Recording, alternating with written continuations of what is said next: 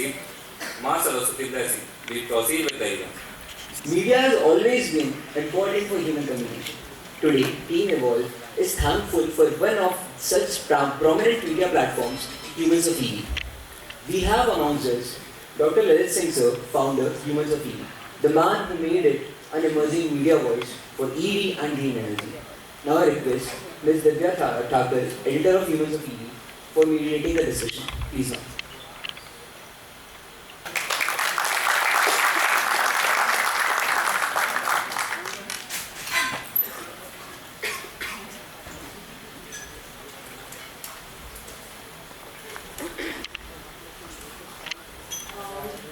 It's so glad to be here and such wonderful efforts put by the students for this event and for this day that we are addressing today. And as a token of support, I would like to announce that Humans of EV would be glad to arrange a 7.1 kilowatt charger for the campus here. And as a part for the students to experiment, learn and research and to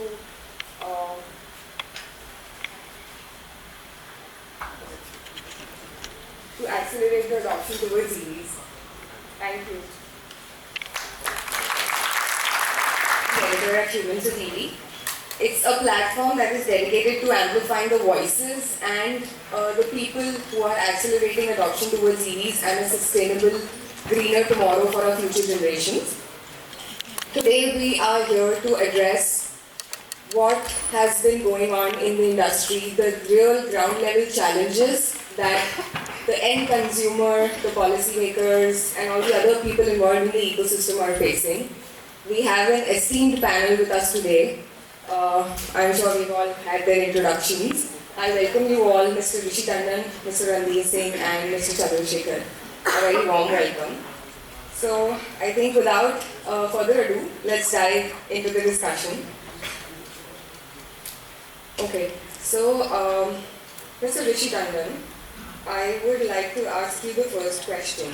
So when we come to electric vehicle adoption, we all know that every state has their own policies and every state has done or played a bit of their part for the adoption of EVs. What is your broader perspective about the states and their policies, and if in particular, what state kind of compels you or kind of gives you a great perspective towards this?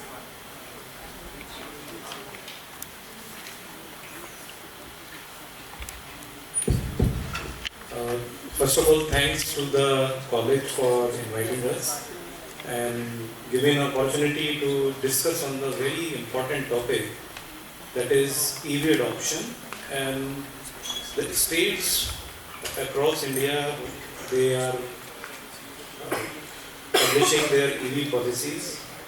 Now you can see that every state has established EV policy, institutionalized and published it, although the first term of the policies has already passed.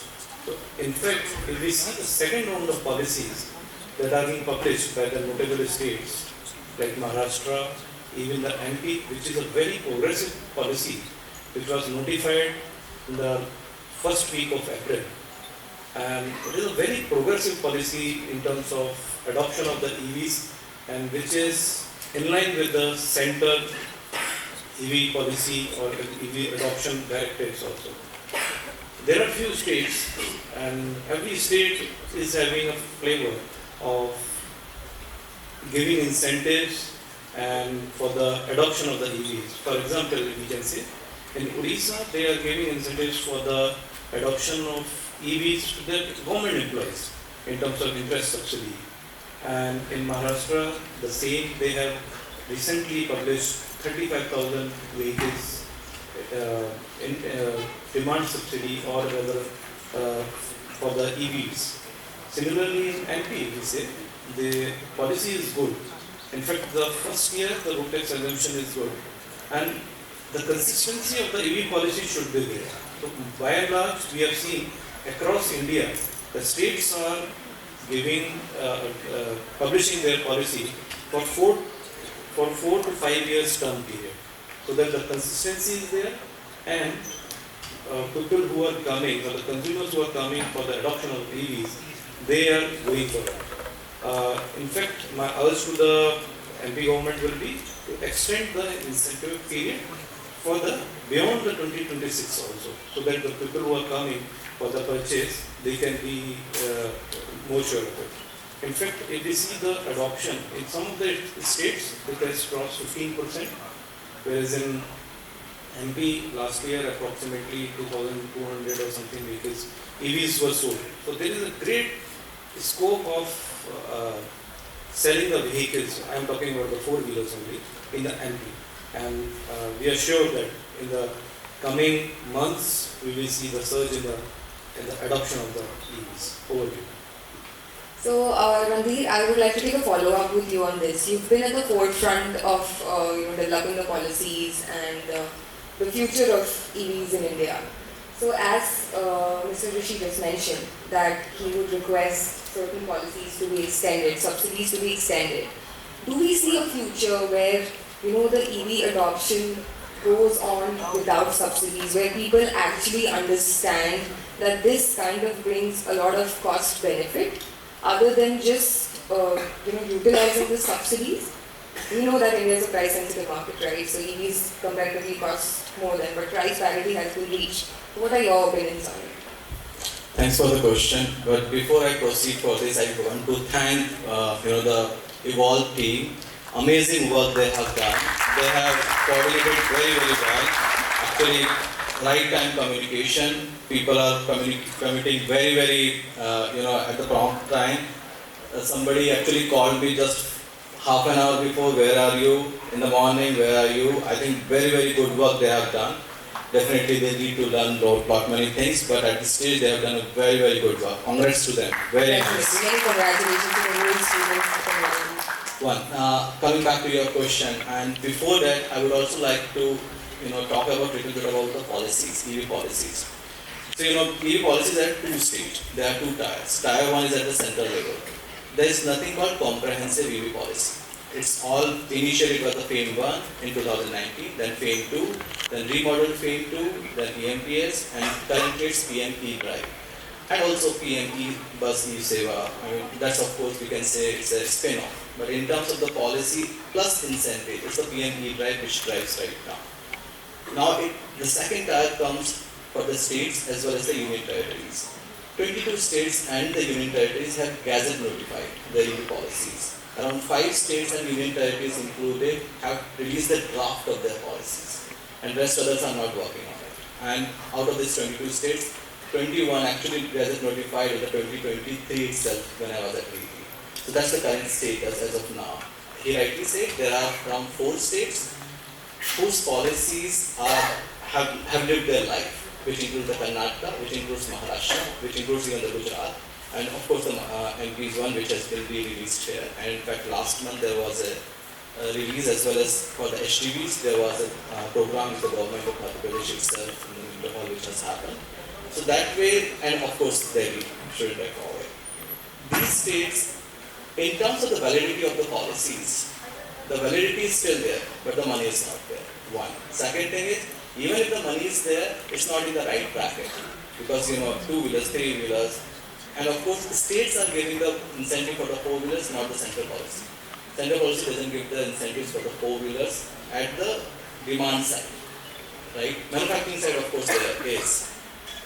Now when it comes to the state level policies and all, for the 4-wheelers, whatever incentives are given, those are eaten away in less than 1 year.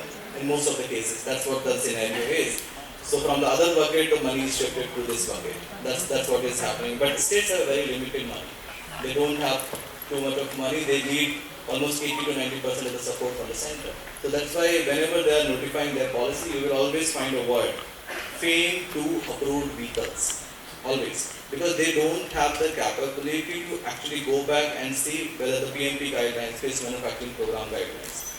So just for the knowledge of the audience, if you want to, from the demand side incentive I'm talking about, if your organization has to qualify for the demand side incentive, your vehicle, your vehicle has to fulfill the PMP requirement. PMP requirements are called Phased Manufacturing Program.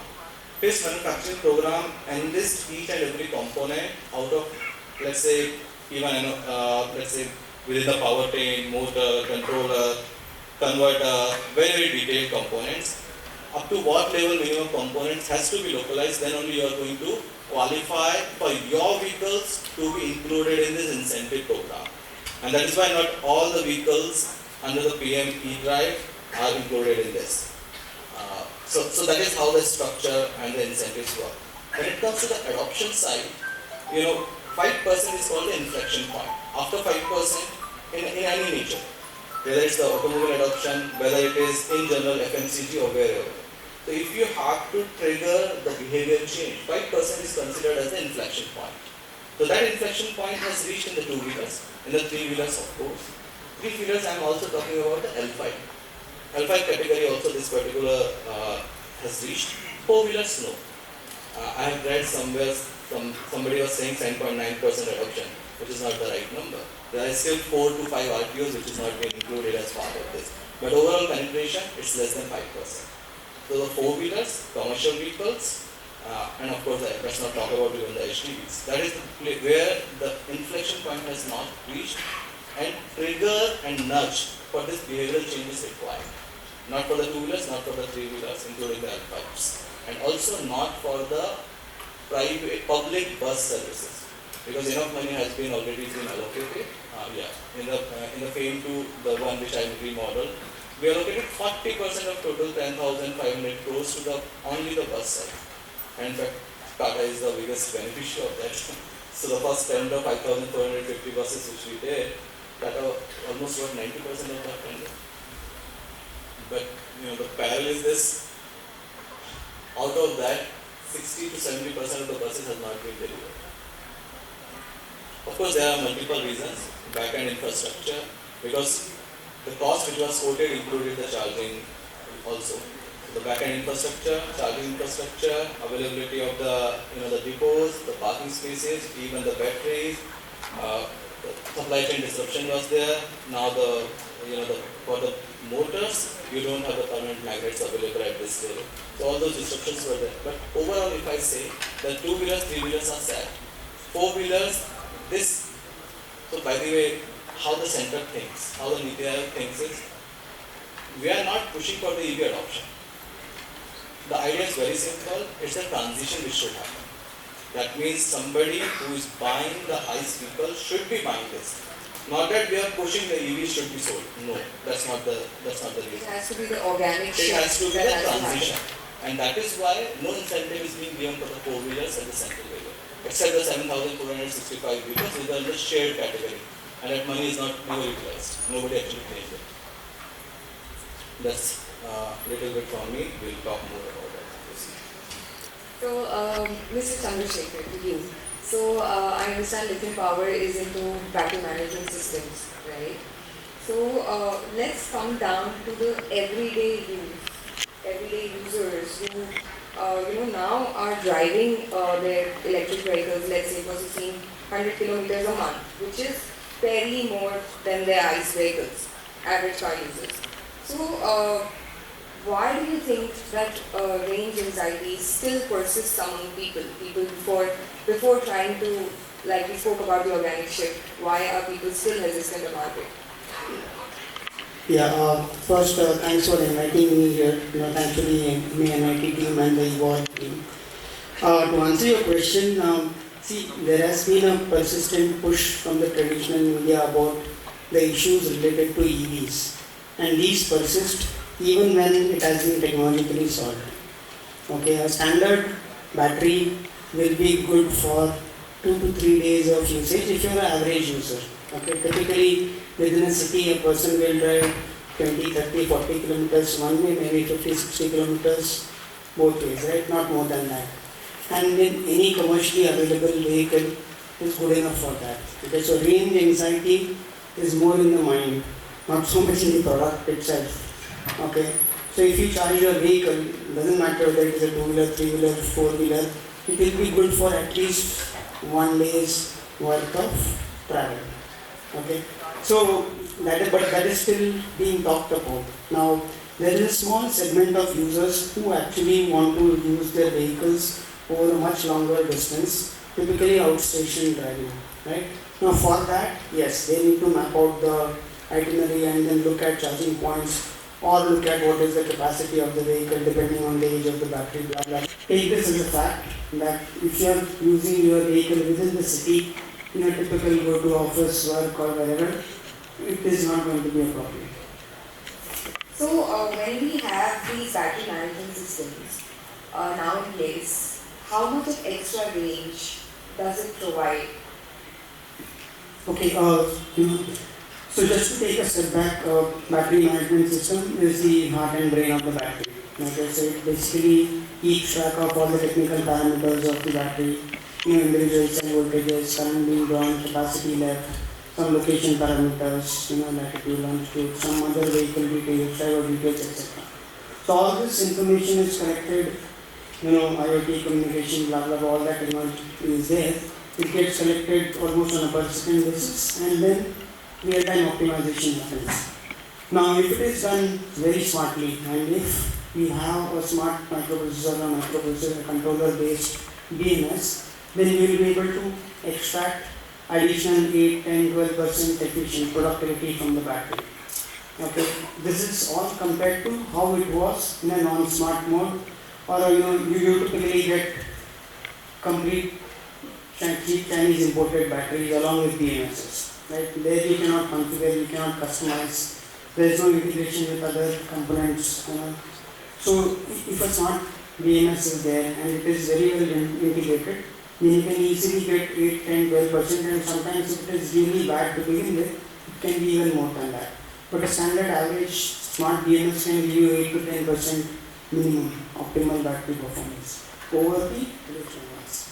So BMS and a well-planned routing for your trip and range anxiety is gone. It's actually not that big a problem as it is made out to be. Okay, it's just that how do I put it? Let's say the traditional auto industry is fairly strong. Okay. So it's more about people driven than the problem actually being there. Okay. So Ranveer, we have India boasting about how we have 24,000 charging points now. But with 2 million EVs on the road, which makes it to around 85, 87 EVs per charger, and that's still being an issue when you want to plan out the routes because the reliability is really less. The charger might be broken down, there must be some other issue with the software or something like that. So what do you think can be done to address that? What are the measures that the government is taking, and what should be done in this area? So you are talking about the four-wheelers. Yes, most. So India is not primarily four-wheeler centric. We have 70 to 75% of the two-wheelers. But let's talk about the four-wheelers. Let's address the four-wheeler conundrum also, because this is something which we get quite often. How much charging in Europe for the four-wheelers happens at home? 85%. 85% of the total sold EVs in Europe are charged at home or in office complexes, not on the commercial chargers available outside. One. Second thing, when it comes to the US, the number is even more. It is between 85 to 90%, keeps on changing. Because they have the big houses and all. So that means only for the 20% of the consumers that charging is required, and they are also not charging 100% by the way. They are doing a top up, 10 to 15 to 20% of the top up. Now those are the countries where the temperature range is generally low, on the lower side. That means in a shorter period of time, if you are going to put a larger charge, that's a 360 watt or more, it's still perfectly fine and BMS can sustain that. He rightly said, actual number is 15% of the life of the battery can be increased using the BMS alone. And Tesla is a very good example. They are the only ones who are using the NCA cells, nobody else. Just because they have such a fine BMS, battery management system, as well as the TMS, thermal management system, both the things put together. Now it comes to the India, actually the ratio is not 1:87, ratio is 1:105 currently. But what is the optimal ratio? So there is a report which we published at NITI Aayog also. We want to achieve not 1:15 or 1:20, which is the scenario in China or in the north or in the western part of the world. For us, the optimum scenario is 1:70. That is the optimum scenario which we want to achieve, particularly for the four-wheelers I'm talking about. How to achieve that? Plus, in addition to the adoption of the HDVs, what type of chargers we need. So under the PM E-Drive, around 2,000 crores are being allocated. Out of that, 14,400 crore is going to be given to the national state level nodal agencies. In fact, already the process has started. These chargers are going to be 240 kilowatt fixed DC fast chargers over the 50,000 kilometers of the road, connecting 4 million plus population cities. So that is what has been planned. They rightly say, now if you rightly plan your trip, then you will know. But then to rightly plan your trip, there are 33 apps available. On which app should I plan? So the next step which the government has already taken, and it was in the news also, in the public domain, and I think I can reveal that is, government is working on the UEI. So the way UPI works. Similarly, UEI is Unified Energy Interface. In UEI, of course there are two concepts. I'm not at the liberty to say what exactly this is right now at this moment. It's not the right forum. But UEI also works on the similar concept, wherein you only need to have one app or one service or even nothing. Even if you have like the ATM or something else, still you will be able to go, see, as well as understand what type of charger or the connector is available or not available if you have planned your trip. At what distance it is, whether it is running, it is not running, what capacity it is engaged, not engaged. Currently, none of the CPOs, those are called the charge point operators, are providing the service of pre-booking. Of course, they have their own, what we call, not constraints. In fact, they have. Yeah, they don't want to share the information with somebody else. Because it's very simple, right? If I share the information that my charger, this is the location, let's say in Manit, I have a charger. And I'm sharing the information, this charger is always engaged. What does that mean? My competitor will see, but this is the location where the utilization rate is very high. Why shouldn't I put another charger of the better capacity here? So let's say 120 kilowatt pe laga hua hai. They are going to put 240 kilowatt. You understand? So data is actually very, very important, and that is why nobody wants to share. This is our utilization. One more information which nobody wants to share when it comes to the charging price is the payment mechanism. Everybody has their own payment mechanism. Why they don't want to share? Again, the payment you will understand what type of tariffs they are charging plus what type of engagement they have. In both the cases, nobody wants to share that information. That is why only the four information we have asked, and the pilot of that was done along with the funding was from the ADB, the UEI interface, which is already being completed. And in fact, yesterday there was a meeting at the NITI Aayog for the launch of that. It was the meeting was at 8. I was just going to be there. Only four information. One is it is working or not working. What type of connector it is. Although almost everybody is having CCS2 right now, but then type 2 and other things are also available. So ESL has type 2 and the DC001, but that's okay. The third part is what is the capacity of that? Because that is very, very important. Whether it is DC charger, AC charger, I am going for the 7 kilowatt, I am going for the 60 kilowatt or 30 kilowatt. 120 kilowatt, not many available in this country as of now. And the fourth is the tariff rate. Because tariff rate varies from 13.99, what was the tariff price now? 13.99. So around 13.99 goes up to 20 to 24. That's the big difference. And at home, what is the tariff rate? It starts from the 4, goes maximum to 8, because it's a stepwise approach. But almost everybody, so that's why everybody wants to charge at home. So now coming back to your question, what is the ratio available or what is the ratio required for the four-wheelers? 1 is to 70 is the appropriate ratio, for which we have done a lot of study, including the ratio analysis and all. And that is a part of one of the study which I published on us in ED. That is the ratio which we want to achieve, because most of the four-wheelers are going to be charged at home. Why would you pay 16 rupees or 17 rupees per kilowatt hour? Instead of that, in Delhi, pay 0. In other states, pay 4 to 8 rupees maximum. Right? Every time, minimum is 30 to 34 kilowatt hour, or even at the top of 20 to 24 kilowatt hour, you are going to charge. So that's the scenario, and that's how optimum utilization even for the CPUs can happen. Currently the utilization is 7 to 8%. It's not viable at all. The fixed cost is extremely high. Ask any CPU, Charzone or anybody else. When Blue Smart went into some other place, not the right word I should be using, but when Blue Smart went somewhere else, almost 3 to 4 charge point providers as well as the charger providers got backward. That is the impact of the dependence of the utilization on one fleet operator, right? So that means utilization is a very, very big issue. So that brings me to another point, like you already mentioned, that people buy electric vehicles and the most suitable way of charging them is at home. And when you see the timings, the charging would mostly happen during night hours, let's say post-working hours, 7 p.m., 9 p.m. So let's say we are looking at a certain percentage of electric vehicle adoption, and now we have all these EVs charging at the same time. Would the grid be able to support that, or is it just something that we really need to work on again? Again, just a correction. Not the most appropriate way to charge is at home, but this is something most of the people will prefer and is preferring because of the rates as well as the convenience. Yeah. Those are things. And also the office complexes. Because the same, in fact, in office complexes, most of the office is free. You don't need to pay.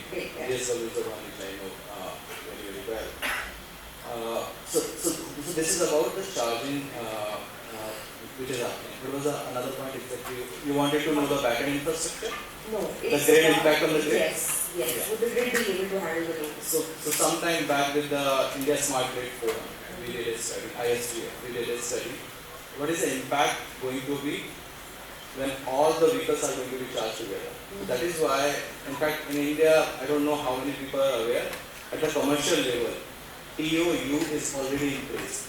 That is called time of use. That is already in place for the commercial setups, not for this setup. And that is where the smart chargers comes into that. Right? On the basis of that, even the rates will keep on varying. Because what is the input supply you are getting? If you are getting an input supply at 2 rupees, 2.5 rupees and 3 rupees, you are going to put your margin. This is what above. A cost and above. The average cost of supply, average cost of production. So according to this, you are going to put your margins, and that's what you are going to charge. That means none of the rates is going to be more than 10 rupees, right? So now given a choice to me, and I don't have any other option, I don't have, let's say, villa or somewhere where I can park my vehicle and get it charged. What I will do is, I'm going to use my time effectively. I'm going to put my vehicle during when I'm going to have a lesser rate which is coming out. This is one. Second thing is, a smart charger simply means if there is a strain on the grid, the charger is not going to dispense. If there is a strain on the grid, it is not going to dispense. Now, leaving all these things apart, let's say all chargers are doing.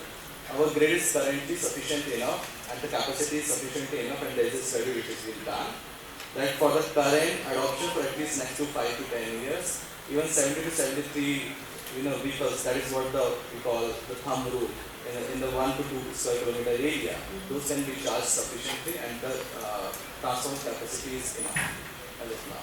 So there's only one as of now, and with the adoption of the TOU, even at the smart chargers level, I think that problem will be resolved further.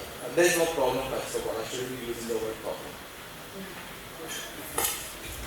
I just want to add to this, like he correctly mentioned, for the next 3 to 5 years, you don't have to worry about this at all. This is another myth which has been perpetrated for far too long. That if everybody charges their vehicles at once, the grid will be shut off. No hoga. In summers, everybody switches on their ACs continuously from 10 am to 5 pm. कुछ होता है grid को? नहीं होता ना. The number of ACs, we are all engineers, we can do the calculations. It is not going to happen. Right? Even if you look at the increased growth or adoption of EV vehicles for the next 3 to 5 years and the capacity which is being built on the supply side, it's not going to be an issue at all. And plus, not every charger charges at the same rate. There is a slow charger, there is a fast charger, there is a C rate of charging, right? So you should consider that. No. One more point. In addition to this, not every battery can take the charge at the same rate. Plus, the battery as it goes to different levels of SOC, the rate of charge also differs. If it is at 20% different, 30% different, 40% different, it's going to differ. So that is also one thing which happens. One more thing which I think I should point out. Currently we don't have V2X in our country. But in 5 to 10 years, we will see V2X applications also happening. In the battery swapping, many battery swappers are actually providing this solution. Wherein from the battery you can actually use it. But of course, this is for the small retailers, small shop owners, not for everybody else. But what I see is, on a regulation perspective, once this comes, because regulation only facilitates. Battery swapping nobody heard before 2022 budget, when it was announced in the budget. Right? After that only battery swapping association and so many things have happened. 5 states have already included battery swapping as a part of the incentive. So V2X is also something which is going to come next 5 to 10 years from the regulation perspective. But from the industry perspective, this will come much earlier. And that is also when the strain on the grid will be lower. Okay.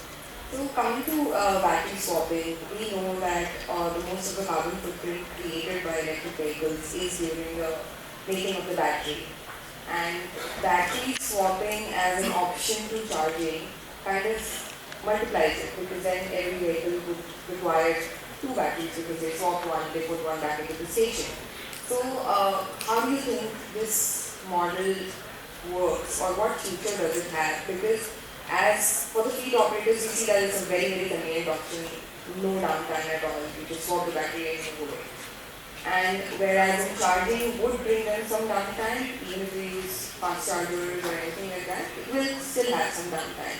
So creating a balance, because the ultimate objective is to have a greener, sustainable future. What do you think should be a good balance between the two? So one thing is, it's not the 2 batteries which are required. The load factor is around 1.2. That's what the load factor is. So you need maximum 20% of extra batteries when it is a battery charger. And in fact, some people are working with a load factor 1.1 also. In fact, Honda Power Pack is working with a 1.1 factor. So batteries are, so first of all, there is no one solution that fits all. Okay. We have a different segment requirement, different consumer base, everybody's requirement is different. And also the size of the pie is going to increase, because as I said in the beginning, it's a transition which we are talking about. It's not the adoption in particular per se. So that is what we are talking about. So the battery swapping is still in a nascent state in India, I can say, although we are now, I think, the 3rd biggest number of swaps in terms of the number of swaps, around 1.2 to 1.3 swaps happening per day. So the number 1 is China, number 2 is Taiwan, number 3 is we, right? In terms of the number of swaps. But still the penetration is not that high. I would say out of, let's say, 100 EV electric vehicles which has been sold in the 2-wheeler and the 3-wheeler category, less than 3 to 5 are under the battery swapping as of now, and mostly concentrated in the areas around Delhi NCR. Those are the areas where the maximum the battery swapping is, and some of the places near the Bangalore airport. That is where the battery swapping happening. And almost in all the cases, it's the aggregators who are using it. Individual or the at B2C level, no, it is not. It is happening at the B2B level only. Yeah. But having said so, all the solutions have to coexist. In fact, Sun Mobility is going to, they are going to come out with a battery swapping for the HDBs also, 55 tonner. Right? So they are going to come out for, and by December or January it will be launched in the market. So, Chandrasekhar, as the battery costs remain high, how realistic is it for India to reuse second life EV batteries for grid storage or home backup, and is it effective? Okay. So you have to understand the history of batteries in India. Okay, so actually e-rickshaws were there in Delhi NCR region way back, almost a decade back, more than a decade back actually. That is how it started. And it was 100% imported, Chinese imported CKDs which were there, right, and assembled locally in Delhi NCR region. Now, from then to now, a lot of changes have happened, okay? And a typical battery life, as in irrespective of what the manufacturer claims, if it is used in a B2B environment and a commercial environment, then it will be 3 years max. If it is a two-wheeler, three-wheeler, then it will be probably less depending on the quality of the batteries. So, what you have to understand that the initial set of batteries which are reached end of life are not the best quality batteries. Okay, the good quality batteries started happening only in the last couple of years. Definitely not before COVID. Right? So the recycling ecosystem in India has not developed that much. Okay, so recycling is basically a very complex two-sided ecosystem, and you have to build both sides of the ecosystem. So you have to create the supply side, which is to get the end-of-life batteries or damaged batteries or quality rejected batteries, and then the demand side, which is trying to sell the output of these whole recycling process. So it could be repurposing of batteries for different use cases, or it could be extraction of rare minerals, etc. The recycling process in itself is fairly technical, but it is the supply chain which kills the whole process and makes it extremely difficult. As in, this is a premium engineering institute, so there will be people who understand the mineral extraction process. You can create a prototype level process. You can set up a small plant. You can get extraction efficiency up to 95%, 96%. All that is fine, but trying to get the supply chain is a long problem. Now, with this background, the current set of batteries which have reached the end of life is not the best quality, but you have to do with whatever you can. In the next 2-3 years, there will be some strong serious players. Right now, it is a very fragmented market. Right from the local kabadi wala who just takes batteries. There are rules and regulations in place, but I'm sure you will agree. It's not being implemented, it's not being even monitored. Right? So, battery recycling is essentially a very unorganized market right now. There are some startups, there are very early stage players in this space. There are people who have raised some money, people who have set up small scale plants, if that can be called a commercial plant. But the whole supply chain, right from picking up the aggregation of these batteries to the final use is not commercially viable, is not even set up at that scale. Now with this, your question is it still viable? Yes, it can be, but it will take significant amount of discipline in the market. Now for example, battery, onus is cast on the battery manufacturers to ensure that proper end of life handling happens. But realistically, a battery goes into a vehicle, it goes into something, if there is a battery swapping arrangement, it goes to some other, it gets stolen, it gets repaired, blah blah blah. And if there is no proper IoT enabled tracking, blah blah blah, you will never be able to find where are your physical batteries essentially located. So it is difficult to do that obligation of ensuring that proper handling at the end of life happens. It is technically possible to repurpose, larger active applications batteries to enterprise storage, home systems, etc. We have seen some players who are trying to do this, but it was a very big challenge for them because of the supply chain, trying to get batteries in a good quality manner, in a time, reliably efficient manner, and in a time bound manner. Otherwise, you cannot promise output to your customers, right? And if it is the larger the customer, the stringent their requirement is, they will not be able to handle the variability because their production gets affected. So it is a very complex process, but yes, technically it can be done, and things will be much more better in the next 2-3 years. Okay, regulations have become strict. AIS 156 came in, a couple of years back. Now batteries are better, localization norms are there, but still tracking and managing it is a continuous challenge. So if you could just contribute to what the government is doing. I'll just elaborate on what we see. So already 2 reports has already come out, which we did, and recently we did one more report. It is focusing on the recycling as well as the refurbishing code. So refurbishing, there are codes, reuse, refurbishing, reconditioning, and even a reutilization also. So that's how, but refurbishing is largely what everybody uses. I would disagree with Manishika on the part that lithium-ion battery recycling is happening in an unorganized market. It's not the case. Currently, so why it is not the case? Because battery risk management rules when we did in 2022, the idea was very simple. The penetration right now is less, and the scenario what we said was existing. Currently, it is not. If you go and talk to some of the, it's not Silampur, I'm not talking about the Silampur. So he's talking about a place called Silampur. That is, so let's segregate the batteries by the way. If you go to Silampur, you will find what batteries? Not EV batteries. You will find consumer electronics batteries. Those are the batteries which are available there. But when it comes to the EV batteries, nobody is going to throw them. Why? There is a regulation of it. So under battery risk management rules, there is an EPR responsibility for every importer, manufacturer, as well as an OEM. They have to put even in every battery and the cell level. What is the content? How much is the nickel? How much is so? It is being tracked at the metal level. That's how it is. Of course, currently EPR transactions, EPR is extended producer responsibility. Those transactions are not happening for the lithium-ion batteries on a digital level. But individually they are happening. I mean, I can just give you one figure in the last 5 months. EPR transaction close to around $10 million happening in India. Not digitally, but on one-on-one basis.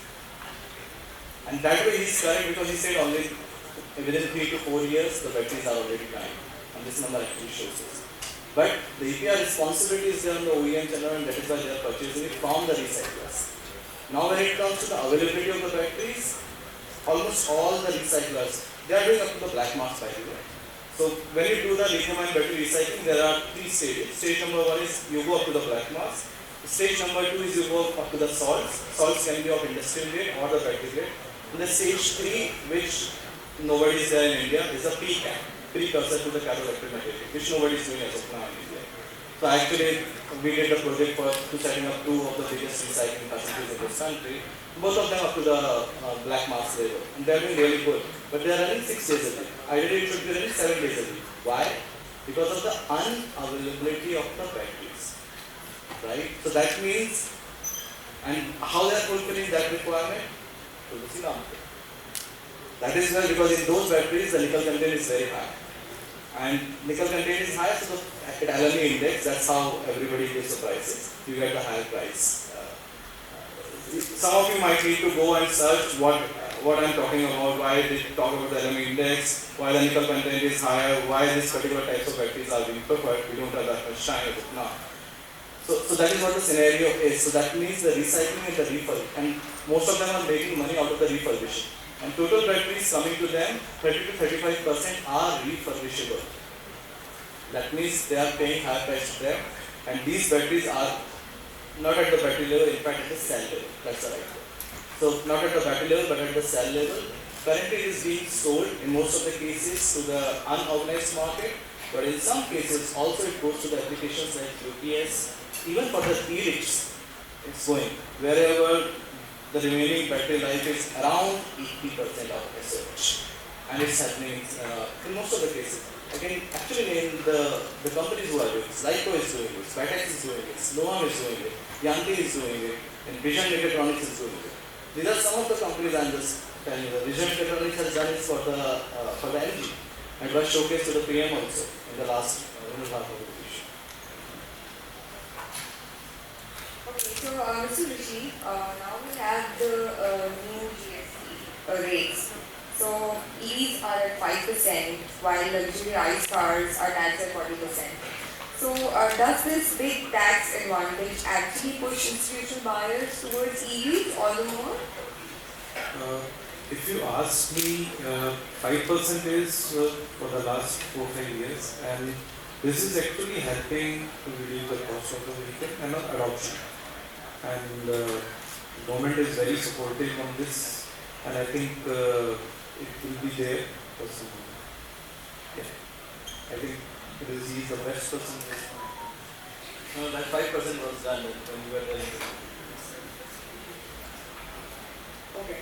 So I just want to ask one question, Mr. Chandrasekhar, with you. and I would like to know, is the Indian battery innovation now funded enough to compete globally, or do you think there are funds required to be allocated from the government? See, India is primarily a low to medium power market if you look at the number of vehicles. Okay, so essentially two-wheelers, three-wheelers. Okay, cars. India is anyway the two-wheeler capital of the world, right? So there is huge demand inside. Okay, and there is huge growth for assuming like he correctly mentioned, we have not even reached 15% penetration on the EV side, right? So 85% is still remaining. So whatever innovation that has happened on the product side, process side, business model side is good enough for India as a market. There are some players who are trying to do it outside India as well. But outside India, especially on the Asian side, even Chinese products are completely covered. So it is very difficult to break a Chinese monopoly on the EV product side, on the technology or engineering side, even quality side. It's not like Chinese products are always bad. It's just that bulk of the products, and India is a very cost sensitive market, and most of the people who got into EVs early on were with a trading mindset. They were not engineers to begin with. They didn't understand engineering aspects, quality aspects, reliability aspects. So they were just right. Now from then things have changed, lot of regulations have been put in place now, and now there is some amount of history in the market. So pre-COVID there used to be vehicles, batteries just like that catching fire because of some random stuff, because it was bad quality products. Now things have improved significantly. There are stable products, I'll not name companies. There are some stable, good, well-engineered products. Okay, so these have got good market in India, and most of the players are focusing in India, except maybe say electric bicycle. Electric bicycle as a product is at a premium price point in India for India. So they are looking at Europe as a market, especially Western side, but not again on the not on the Asian side, because there it is completely almost a Chinese monopoly. So India is the current go-to market for most of the players in this space, except for certain products, where they can see a huge difference in the price realization.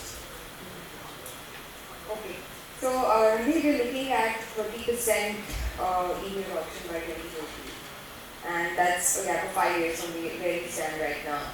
So do you think how achievable is that, given our pace and infrastructure right now? If you could just enlighten the audience whether the 30% target that the government has could be achievable.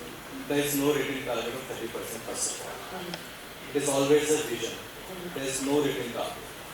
Neither we say any time, it's just a vision. And 30% is cumulative. It's not every segment where 30% is cumulative. Let's break it down segment by segment. L5 category is close to 35% already. L3 around 80 to 90% of the new vehicle sales. Two-wheelers we have already reached close to 16-17, in fact more than that in the last month if I just count. Four-wheelers of course less than 5%, around 2.9 to 3%. SUVs 0.9 to 1%. Buses around 1.2 to 1.3%. Public sector buses, not the others. So SRTUs. The SRTUs are already being mandated that they have to buy all the new vehicles which they are going to buy will be EVs only. Mainly for the 4 million plus population cities, including the e-bus area, wherein 146 cities has been selected, wherein either the organizational structure for the public bus exists or even if it doesn't exist. I think Bhopal is also part of that. Now, in terms of achieving that target, cumulatively we will achieve, but not segment-wise. Segment-wise, what we have projected is around 4-wheelers by 2030 will be reaching close to 2 digit, not more than that. We cannot cross 2 digit. I am talking about less than 12%. 10 to 12% is the one in terms of 4-wheeler. SUVs 5% inflection point is something which is the industry target. Why industry target? Because of the emission norms which has come out, of the CAFE norms has come out. That's why even the companies who are producing the ICE vehicles are going to be forced either to go for the hybrids or go particularly for the EVs because of the CAFE norm. They cannot fulfill the CAFE norms with the diesel vehicles at all, or even the individual petrol vehicles. It's not possible. In terms of other segments, which is like the 55 ton and above, if we reach the 5%, that would be a big achievement in itself. Because TCO is total cost of ownership. In commercial vehicles, only TCO works, nothing works. If TCO is favorable, they don't care what type of vehicle it is. It's EV, CNG, diesel, petrol, doesn't matter. Only the TCO matters. Yes. And also, the financing is one aspect when it comes to the adoption of the SUVs. And that is something which is being triggered now. Even the scheduled banks are entering into this. In addition to this, NBFCs have also started reaching out to the customers even in the rural areas. In fact, only NBFCs has that particular type of reach. The Shriram Finance has started with the Shriram Green Finance. VIDYUT Finance currently is doing within their current the portfolio, but not in a specific focus area. But since their competitor has done, so they might be doing it. So having said that, in terms of the achieving the 30%, cumulatively we will, segment-wise, in fact, we can. Okay, so again, Mr. Rishi, I would like to ask you for a wrap-up. If there is one thing, one obstacle, whether it is on the policy part, the technology part, the infrastructure, the customer mindset, or the business model, that will either make India a global leader in electric mobility or hold us back. What is that one thing that you would want to change and would kind of give us a hope that the EV revolution would succeed? Thanks for asking this question. In fact, if you see, India is at a very good place because we are manufacturing the vehicles here, and we have a vehicles categorized in four-wheelers ranging from 60, 18 kilowatt till 50 or 60 beyond. If I take you back to 5 years back, we were having only batteries till 16 kilowatt, etc. Now, for the consumer ones, they want two things. One is range anxiety, another one is how much my battery will last for the component. So both the things are addressed as mentioned by the panelists also. So we are at a very sweet spot, and the work by the state government and the center is already done. As mentioned by the panelists also, most of the states they have released the EV policy. Now we are seeing the 2.0 also. Like MP has released a very good policy as I mentioned earlier. And there is a point I wanted to mention to the students here. Just go back to your home and read out the EV policy, at least for MP and others also, so that you will be able to understand what we are talking about. Because in EV policy, you have charging infrastructure, you have demand incentives, you have all the subsidies which are being given by the states, and the vision of the state, how they are going to progress next 4 to 5 years. The one thing which I request and I feel that consistency of the demand incentive or maybe a road tax registration which is there, if it is extended to few more years, that will help in easy adoption of the vehicles. More or less, yes, nonetheless, charging infra is very, very important. So like in MP, if we are on the national highway or maybe a state highway, we should have a charge points for the charging infra placed at an interval. This will actually help in the customers who are sitting on the fence of the EV adoption. Yes, if I am taking my vehicle for 200 km or 300 km, I have some time charging of 2%. If you are ready, so it's just a matter of time that we will have these things in place. And again, I think we are very, very, very sweet spot. We will see a great adoption of these EVs in the country. Ravi, what is it that you think, that one thing, in terms of policy, technology, infrastructure, consumer mindset or business models? What is that one thing that you would like to change? I think the mindset of the financing companies. Until unless that happens, they need to work on two aspects. One is of course the salvage value. Second is about the battery tech. These are only two things. If they do that work, the financing, the one part, I think not only the adoption, but the transition will be very, very fast. And what is the one message that you would like to give to students here? Oh, there's a lot, but I think just read three things. One is about the battery chemistries, not the battery technology. People talk about NMC, you don't read about the NMC, you read about what is NMC 811, what is 532, what is 9.5.5, what is 900. These are the technologies you should read about. Don't read too much about the solid state or the sodium ion, because the saturation and most of the money is going in these technologies. LFP, more than 200 watt-hour per kg. Read about what is gravimetric analysis, gravimetric density, what is volumetric density, which density comes where. Why I am talking about these things? Because this will keep you ready for the industry, and these are the things extremely important. And this sector is in the dirt of right talent. I give you one quote to my previous organization, Volkswagen. At the time when I was there, the one problem which we faced when we were putting up the factory, the gigafactory in Europe, is not the money, is not the technology, but the dearth of right talent. People couldn't answer very, very simple questions. I'm talking about this globally in Europe, where the Fraunhofer is doing a lot of work. Fraunhofer Institute is a big institute in Germany, and they are doing a lot of good work, but still those things are not available. So please technically read about these things.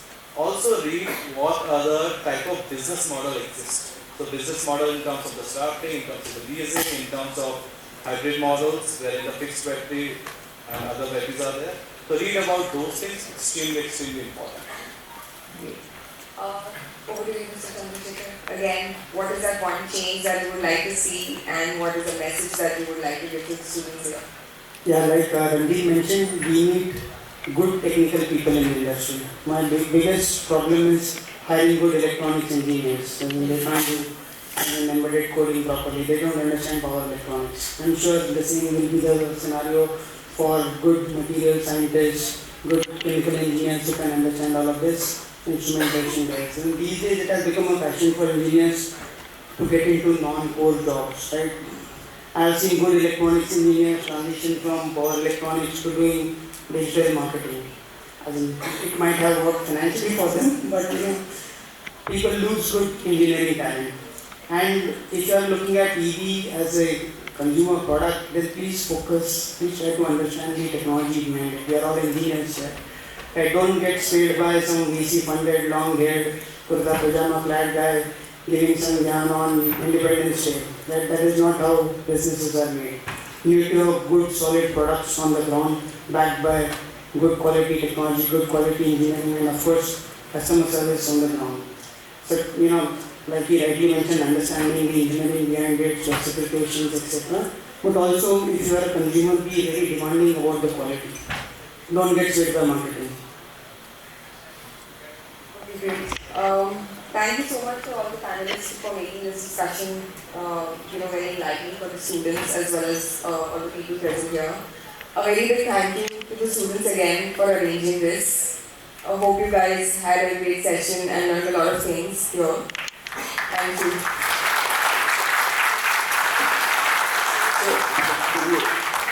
One is from the policy, two from the industry, and one from the media. None from the consumer side. No, sir, I am a user of EV myself. But from the industry, you are here. Essentially, you very rightly said that products are coming and it's all very lucrative and very good products from the China, particularly for the EV we talk about. What went wrong with the country? When the Nano was launched long back, at the time the EVs were there in China. So industry was doing a lot of R&D there. The institutes were doing a lot of work there. And for any product, it is not the policy or the incentive which the product should run. The people are buying a lakh rupees mobile, no incentives are given, but they are looking for the It is basically the consumer are not doing. The industry is asking for even for the buses. Ranjit said very rightly that central government is not looking or ready for the incentive for the four-wheelers. So it is the product which should come into the market and the consumer should take it on hand to hand. What is the problem with the country? We are unable to develop the motors, we are unable to develop the BMS, we are unable to develop the technology overall at par with the BYD, at par with the Tesla, at par with the other giants. Even the industry is not looking at. Thank you first of all for this question. Before I answer it, I just want to ask you one question. Sorry for that. Do you know which department in Government of India has complete EV since 2019? Which department or ministry or the body of Government of India has complete EV since 2019? The first generation EVs were there. Even for the additional secretaries also, everybody had the same type of EV. It's the Niti Aayog. E-Vehicle. And that's the premier policy making agency in our country, right? For everybody. So that means from the consumer perspective, it's not something which we don't know, right? Until and unless you know what consumer wants, you cannot devise an incentive program, you cannot devise the right incentive program, which happened in FAME 2, but we corrected it, right? We remodeled it in 2021. That's when the adoption started. I'm not talking about the three-wheelers, that's where the mistake happened. But three-wheelers is a self-propelling thing, right? Bus adoption, two-wheelers and other things happen. Now coming to your particular question about the localization, the manufacturing of the motors, the manufacturing of the powertrain, manufacturing of the cells. When it comes to the batteries, everybody is doing their own batteries by the way in India. Everybody is doing their own batteries. People are not doing the cells. And what is the value addition with the batteries? Now with the active BMS, the value addition has reached up to the 15 to 20%. Rest all cells. Those are not being manufactured. And that is why the advanced chemistry cell program, if you Google, the one which when I was at the Niti Aayog and we did it. Under the ACC also, 3 people won the bid. One of them has to go out or we moved it, and again now 3 people are there. So overall 40 gigawatt hour has been allocated. Whether those 40 gigawatt hours come or not come, I don't want to comment on this, because out of that 20 gigawatt hour is also already in the commercialization stage. I'm talking about the Ola, right? But the most important thing was the trigger and the nudge, which happened because of that. Before this nudge, before this incentive from the government, there was none who was thinking out putting out the cell manufacturing in India, except the one company Denso, which was there in the Gujarat, around 1.2 gigawatt hour of the one which they produce in few cells mainly, including the Tatas by the way. Nobody was thinking about it. But why this nudge happened? Because government took a step to change the behavior, to change the thinking of the companies and asking them that in this area you have to invest, otherwise regulations are going to come. And there are several stakeholder consultations, in-house or outside, which has been done. But the similar thing happened in China long back, right? Around 15 years back, decade and a half back, as a government, the same thing they decided on a larger scale, that we want to transition to something else. And that's where the R&D, lot of investment, government push, behavioral change, and the industry participation, everything happened. And that's how they did it. Also there are, the relaxed regulation in terms of the mining and other things. I don't think we can actually do that, and I'm not of the opinion that we should go into those directions. We have our environmental norms and other things, which has to be followed. Having said that, we have missed the bus. I cannot say that. I won't say that we have missed the bus. We are late in catching up the bus, for sure, in terms of the EVs. Definitely, so recently, in fact, my firm has published a report on the localization of every component, which includes the anode, cathode, and we have put this in the public domain free. There are 92 slides which are available. You can go on my LinkedIn or on our website. Each and every component, what is the localization potential now, 2027, 2030, and how this localization is going to increase and why. The explanation is also there on each and every component. Having said that, there are certain components, it's a global world. We cannot produce everything. You can say China is producing everything. No. They are also mining some of the minerals from the other countries. They are processing in their country.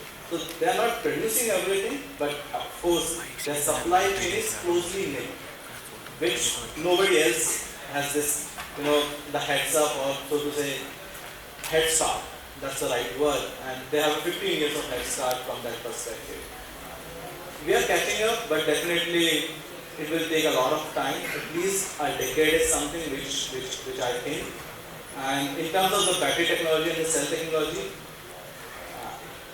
to be frank, I am not too much optimistic. Cell technology particularly. Motor and others, I am very optimistic because already 3 to 4 companies who are actually working on that. Of course, we cannot have the permanent magnets made. That is in nobody's hand, right? But in terms of the technology, cell technology, that's where not only us, entire world is going to suffer. Because when we talk about right now 811, do you know China has moved already to 910? They are already moved to 910 and not a single company in India has that tech. So when we move to the 910, it will be 900, right? It will be solid state. In the LFP, they will move to 250 watt hour per kg. In terms of the volumetric density also, they are moving 180 plus. So that is something that has started to remain. Of course, the saturation will reach after a certain point of time, or the breakthrough happens. The breakthrough means some other technology comes in which overpowers this. And then unless in the same saturation state, where the money flows, the development happens. And that's how from the EV, in the beginning of the transport era, EVs were there, and then the ICE penetrated. Why? Because the money flowed there, investment went there. That is the only reason. I'm not sure whether I answered your question or not. Thank you.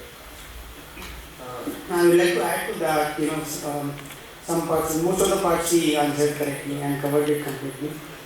On the EV powertrain part, there are a couple of companies who have already reached commercial scale. On the BMS side, on the battery charger side, motor controllers, DC-DC converters, motors, I agree. Right? There are certain materials which are required in the motor, so there is not a single large motor manufacturing company in India for Indian EVs.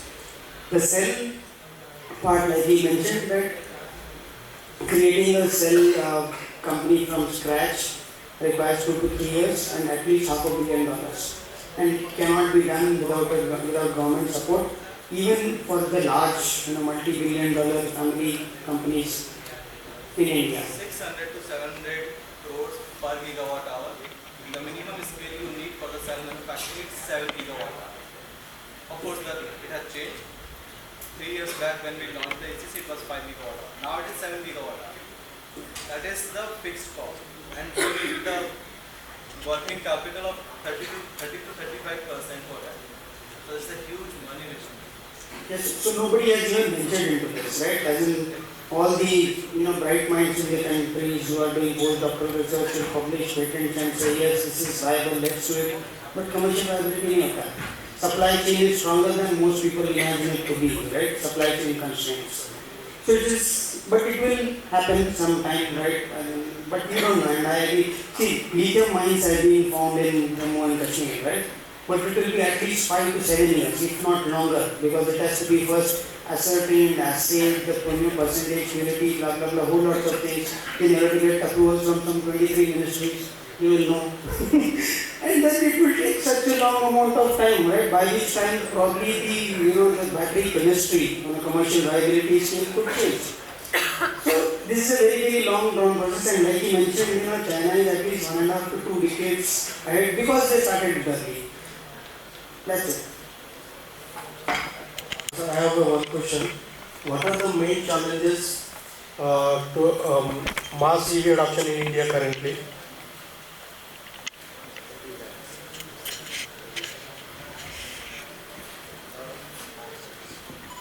So first is the right time asking you.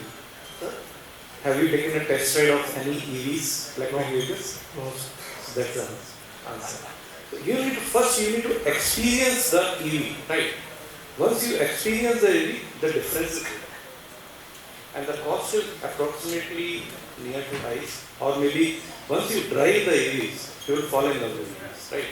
And another one is the charging infra, where the government is working great, and in fact with the EV policy of MP, it's working great.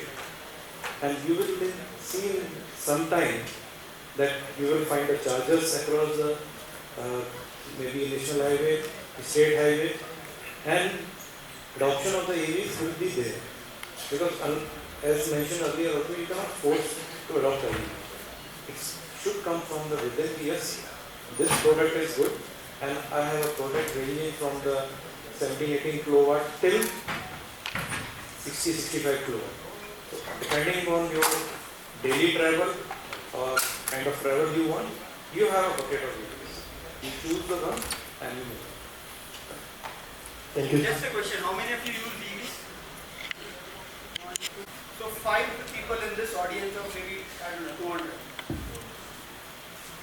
So 5 people in the audience of 200 use EVs. In fact, we do not allow motorized vehicle in the campus. Okay, not at campus but maybe at home. That's why most of the heads are. A heartfelt thanks to the panelists and humans of EV for such an engaging and enlightening discussion. I request the panel to please take their seats.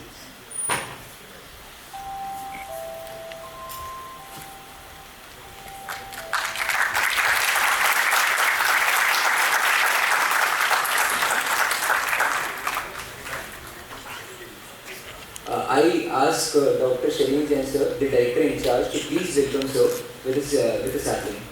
So please.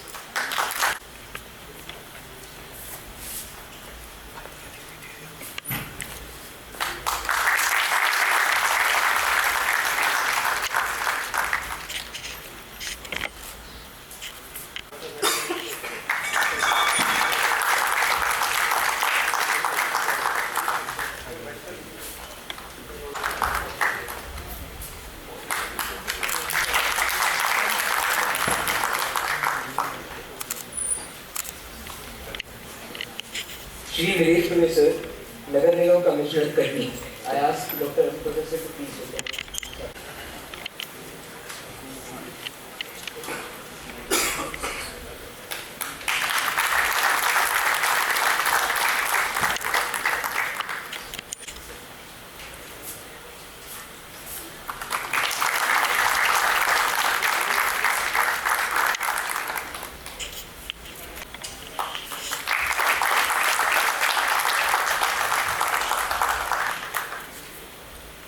Director in charge, Manit, Dr. Shalini Jain sir, to address the audience with some inspiring words. So please. Well, good morning everybody.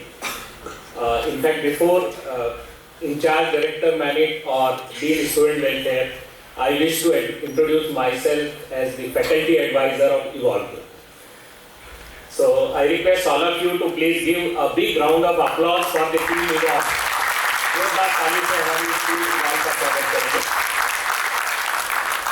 The chief guest of today's program, Honorable Sri Manu Srivastava, ACS Department of New and Renewable Energy, Sri Sanjay Kumar Dubey, ACS Department of UAED, Sri Parikshit Jadiji, Additional Commissioner, Department of UAED, Mrs.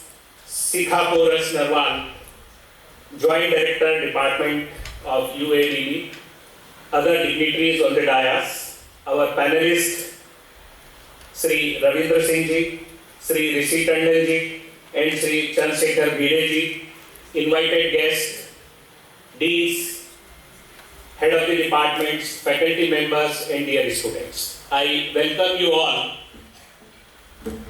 on the occasion of World EV Day 9 September 2025.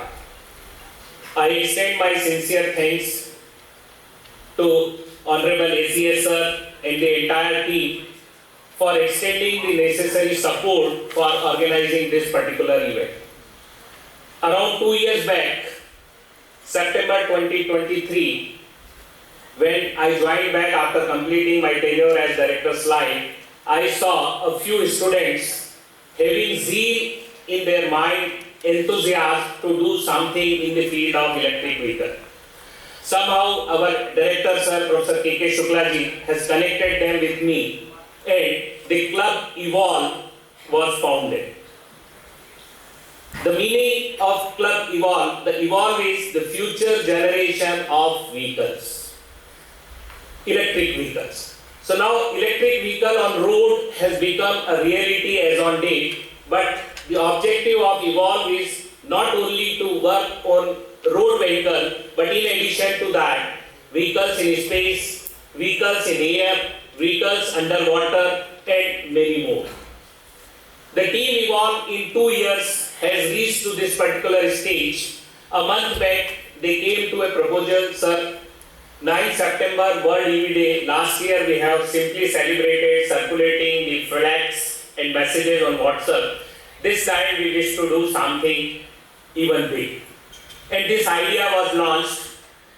We were connected with Manu Srivastava and the team, and they assured us for giving all kind of support for organizing this particular event. And we are here celebrating World EV Day with a panel discussion on the theme as well as the EV Expo. I wish to extend the Department of Urban Administration Development for extending the financial support for organizing this particular event.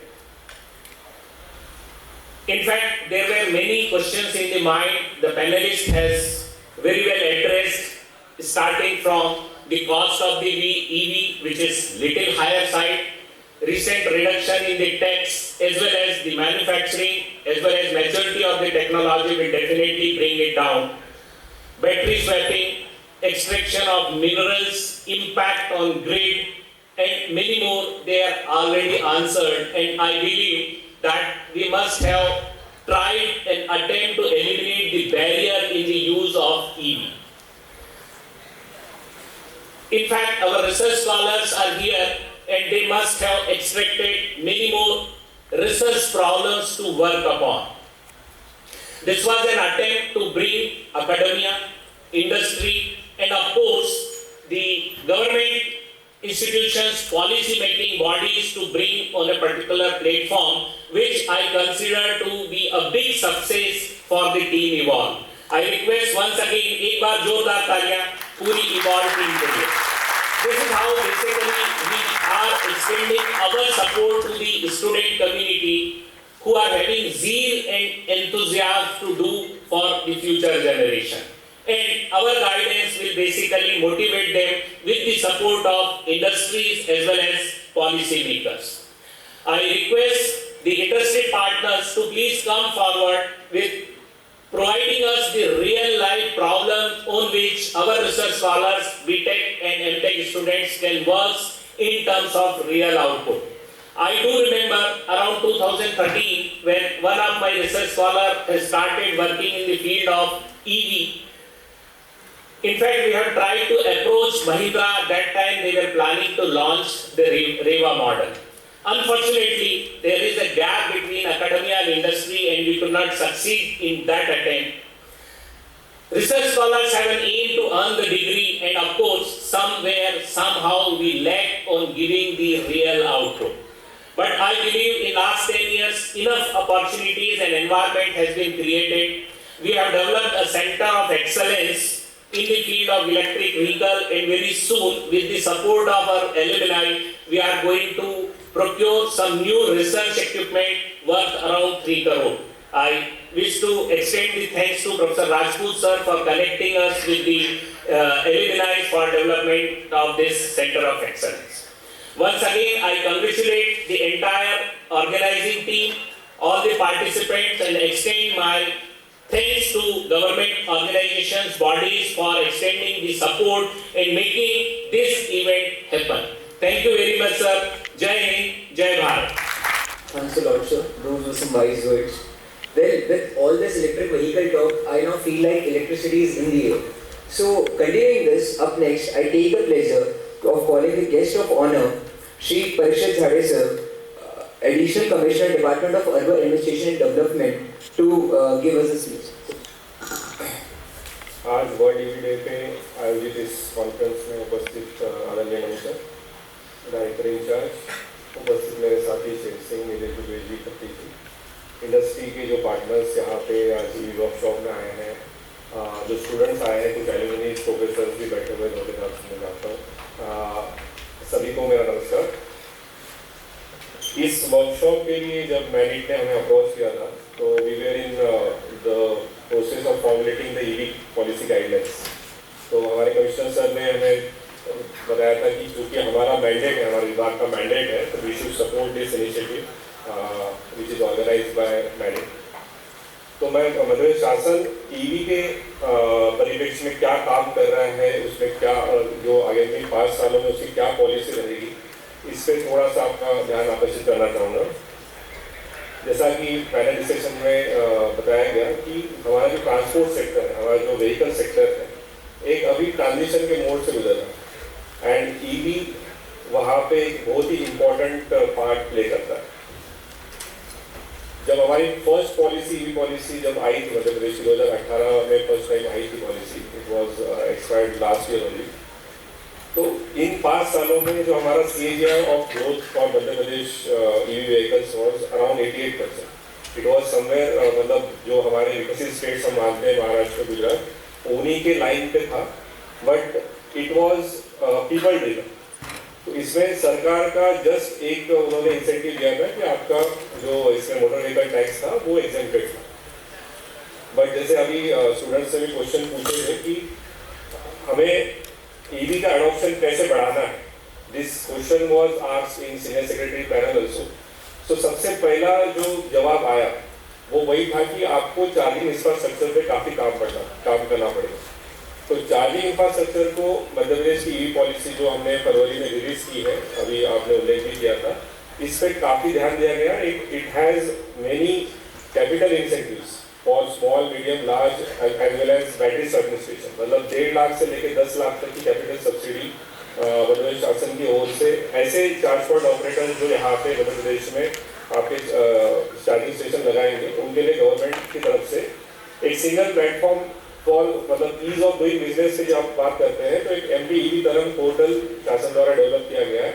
वो easily आपको पूरी जो life cycle है EV की, मतलब आपको ये भी ढूंढना उसमें इजी हो जाएगा कि चार्जिंग स्टेशन कहाँ पे आपका पास वाला चार्जिंग स्टेशन। फिर यदि मान के चलिए कि कोई कॉलोनीज में ईवी का प्रचलन ज़्यादा बड़ा है और उनको वहाँ पे अपने कॉलोनी में एक चार्जिंग स्टेशन सेटअप करना है, तो they can create the demand on that portal also. तो बहुत ही एक public friendly portal Madhya Pradesh शासन द्वारा डेवलप किया गया है with partnership with Vasudha foundation only. तो MP ईवी तरंग पोर्टल आप एक बार देख सकते हैं। सेकेंडली, डिमांड क्रिएशन के लिए हमने कुछ रेगुलेटरी इंसेंटिव्स भी उसमें दिए हैं। जैसा फर्स्ट पॉलिसी में था, पुरानी पॉलिसी में था, तो मोटर व्हीकल टैक्स में जो एग्जेम्पशन होता है, जो अभी बात हो रही थी 5% हमारा GST भी लगता है, उसके अलावा हमारा मोटर व्हीकल टैक्स लगभग 5% के अराउंड ही होता है इस पे, उसको भी सरकार ने लगभग 1 साल के लिए एग्जेम्प्ट किया हुआ। तो ये जो मांग साइड वाला फैक्टर, डिमांड साइड वाला फैक्टर है, उसको एड्रेस करने के लिए काफ़ी यूजफुल होगा। इसके अलावा जो हमारा रेट्रोफिटिंग, मतलब बहुत ज़्यादा जो हमारे आइस व्हीकल्स है, पुराने व्हीकल्स है जो अपना एंड ऑफ द लाइफ हो चुके हैं, उसको एक रेट्रोफिटिंग इंसेंटिव्स के लिए भी मध्य प्रदेश शासन ने फोकस किया गया है। स्पेशली जो हमारे कमर्शियल ट्रेड ऑपरेटर्स हैं जो ज़्यादा पोल्यूशन हमारे करते हैं, तो उसमें 25,000 से लेके 50,000 तक का इंसेंटिव मध्य प्रदेश शासन द्वारा जो अब आइस व्हीकल का इंजन अगर आप इंजन से रिप्लेस करते हैं तो उसमें दिया गया। जो अभी R&D की बात हो रही थी, जैसे अब स्टूडेंट्स नए स्टूडेंट बैठे हुए हैं, क्योंकि फ्यूचर में जैसे ये मध्य प्रदेश की अगर हम बात करें तो it is going to a transition phase. तो आप देखते होंगे कि पब्लिक ट्रांसपोर्ट एक इम्पॉर्टेंट घटक है, उसमें एज अ प्रॉब्लम स्टेटमेंट आपको थोड़ा सा उसमें थिंक करना पड़ेगा कि हम पब्लिक ट्रांसपोर्ट को कैसे अच्छे से बढ़ा सकते हैं और उसमें फिर ईवी का क्या रोल रहेगा। तो हमने इसमें बसेस के लिए भी इंसेंटिव रखे हुआ है। अभी मध्य प्रदेश शासन पब्लिक ट्रांसपोर्ट को हेवीली सपोर्ट कर रहा है। इट इज़ गोइंग टू मतलब एक कैबिनेट पॉलिसी भी उसमें आ चुकी है। हमारी जो ट्रांसपोर्ट कंपनी है उसको भी हम रिवाइव करने वाले हैं। सेकेंडली, बैटरी रिफर्बिशमेंट और बैटरी की जो मल्टी लाइफ जो मॉडलिटीज़ थी उसको भी इसमें ध्यान दिया गया है पॉलिसी में कि अगर आपकी बैटरी का एफिशिएंसी मान के चलिए 80% हो जाता है तो वो उस व्हीकल के लिए काम में आते हुए उसको हम अलग किस जगह पे यूज़ कर सकते हैं, इस पर भी काफ़ी फोकस किया गया है। एडिशनली फिर उसमें बहुत सारे इंसेंटिव आपके मतलब जो हमारे लैंड डेवलपमेंट रूल्स है, भूमि विकास नियम जो है उसमें चार्जिंग इंफ्रास्ट्रक्चर बनाने के लिए क्या क्या आप उसमें नियम इजी कर सकते हो, उस पर फोकस किया गया। तो मध्य प्रदेश शासन की तरफ से ईवी की मांग बढ़ाने के लिए चार्जिंग इंफ्रास्ट्रक्चर को और उसका जो स्प्रेड है उसको बढ़ाने के लिए काफ़ी उससे ये भी किया जा रहा है। एडिशनली जैसे अभी मैनिट की बता रहे थे 3 करोड़ का कैपिटल एक्सपेंडिचर आप करेंगे, तो R&D के लिए और हमारा सेंटर ऑफ एक्सेलेंस एस्टैब्लिश करने के लिए भी पॉलिसी में लगभग 2 करोड़ का इंसेंटिव शासन द्वारा उसमें रखा गया है। तो आई एक्सपेक्ट कि मैनिट उसको क्लेम करने में सबसे आगे रहेगा। तो विद दिस मैं अपनी वाणी को विराम देना चाहूँगा कि जो गवर्नमेंट आपके जो एकेडमिक्स हैं और इंडस्ट्री पार्टनर्स हैं उनके साथ साथ हम मध्य प्रदेश में या पूरे देश में ईवी का पेनिट्रेशन बढ़ाने के लिए काम करें। धन्यवाद। Well, that really was an informational speech. I am truly enlightened with that. Next up, the chief guest of the event, Mr. Shri Manu Srivastava sir, Additional Chief Secretary, Department of New and Renewable Energy. I would like you to please give him a speech. Dear Parishad, dear HR Director, dear faculty, dear students, and very enlightening to hear the panelists. I did learn a few things about EVs. I have used EVs earlier for a long time, and it's been a wonderful experience. Parishad has already talked about the EV charging infrastructure and other facilities that the state government is trying to extend. The panelists also spoke very warmly about how driving EVs is a wonderful experience. Driving can itself hold a lot of meaning to individuals, both personally and in terms of who matter to you, people around you. That can be a very beautiful and a personally enriching experience. Perhaps electrical vehicle makes it even more so. I would like to stress on the input part of it and how that shows us the way as to how perhaps what the future holds for us. Firstly, we must understand that the prices of electronic items tend to fall quite steeply, and EVs are to a large extent they are less of mechanical products and more, I would say, of electronic products which happen to be on wheels and which are moving. So, from what I was told, that a typical conventional car would have around 1200 moving parts, while perhaps an EV of the same genre, of the same quality would perhaps have around 100. So the number of moving parts is quite lesser. So the electronics, usually the cost gets lesser over a period of time. And what becomes important is the cost of the input fuel. So when we are talking of input fuel, the options are oil, natural gas and electricity. These are the options that we have. As it happens, I have had an occasion to work in almost all the sectors, oil, natural gas as well as electricity. So what I would like to say is that as far as oil and natural gas are concerned, there was something called an oil shock theory, which was prevalent perhaps 30 years back, which said that there would be time that oil and gas would get over and would get into a civilizational crisis. The last few decades have convinced us that no such thing is going to ever occur. We would never run short of oil and gas. It is just that we would have better products available with us. So for example, I always give the example of Stone Age and Iron Age. We didn't move from Stone Age to Iron Age because we ran out of stones. We moved from Stone Age to Iron Age because we got a better product, we got iron, so we started using iron. So it is not that we would ever run out of oil and gas, but we are discovering, of course we had electricity for a long time, but we are getting to cheaper and more environmentally friendly forms of electricity, which would make it perhaps that a better option than oil and gas. Another thing about oil and gas is that the cheaper sources of oil and gas have been tapped. So it is not that we would not have oil and gas, but that getting to the newer sources of oil and gas would become increasingly more expensive. one could say that the low-hanging fruits have already been plucked. So there have been parts of Middle East where you would need to do hardly any drilling, and oil would come spurting out, or natural gas would be there. So these days there is substantial availability of oil and gas that still remains. Even in India, we have the KG-D6 basin, on the eastern coast, Krishna-Godavari basin, huge amounts of natural gas, but because it is underwater, undersea, getting it out is more expensive.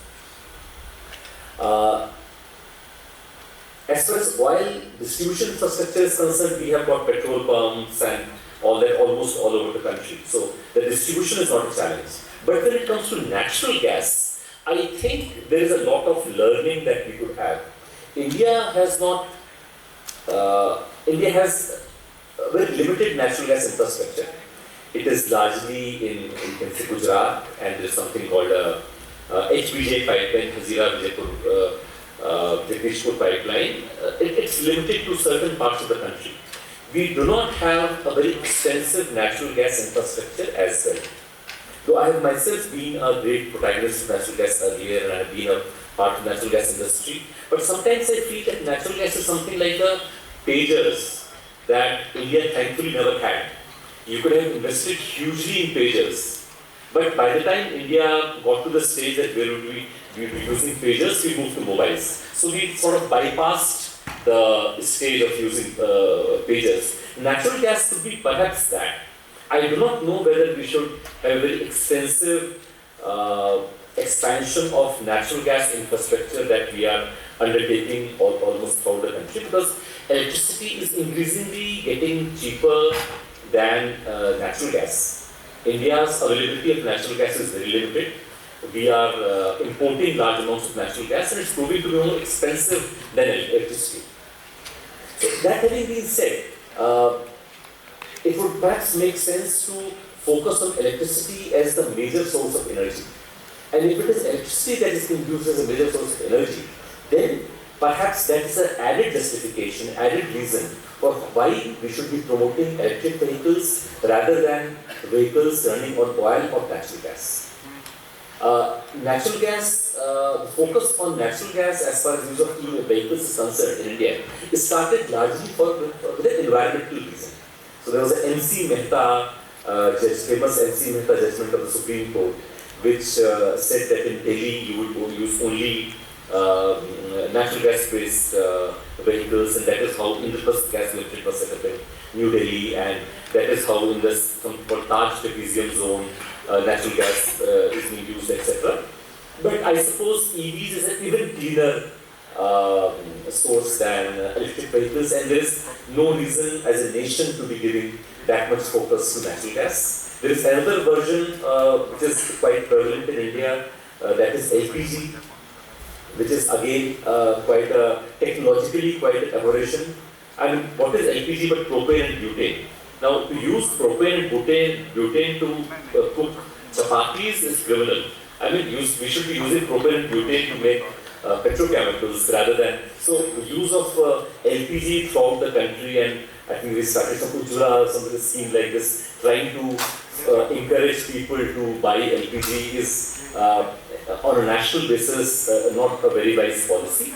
We could perhaps be using electricity for cooking as well, apart from transportation. That is the focus of today's discussion. So broadly speaking, if you look at the sources of energy, I would say that electricity is a source of energy of the future. Oil and gas would be sources of energy of the past. As we move ahead, increasingly better and more economically efficient sources of energy would show us the way. And on account of that, electrical vehicle should be the choice for our nation and choice for our civilization for the years to come. As was pointed out by our panelists, a lot of work needs to be done in our country. It has to be done by industry as a part of R&D, but technical institutions like MANIT, where we are, have a huge role to play in that. I believe students, faculty of MANIT and other similarly placed technological institutions have a lot of role to play in how EVs can become